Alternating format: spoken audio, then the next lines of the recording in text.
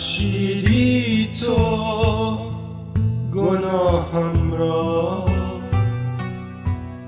عیسی عیسی عیسی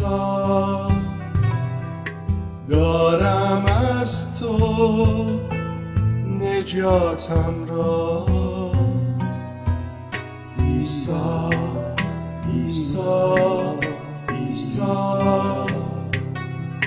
دادی از نو حیاتم را. عیسی عیسی عیسی تو گشودی بندهایم را. تو خدای زنده ای، تو خدای جاودان، تو بالاترین قدرت در زمین و آسمان.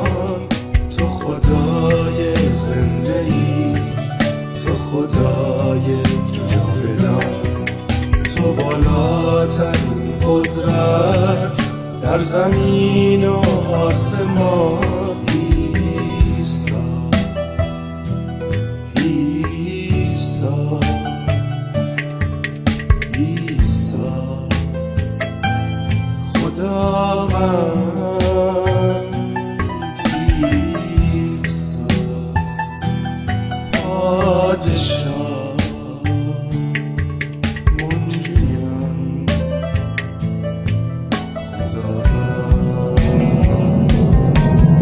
آشتی دادی مرا با پدر، جانم را خریدی، مسلوب گشتی تو بر صلیب، طعم درد را چشیدی، مردی بهر گناهانم، جانت فدیه کردی، زنده گشتی و به آسمان نزد پدر رسیدی.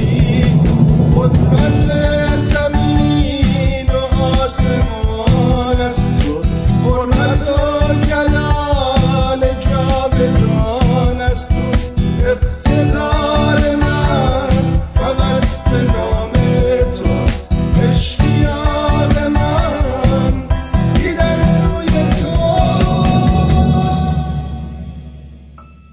عیسی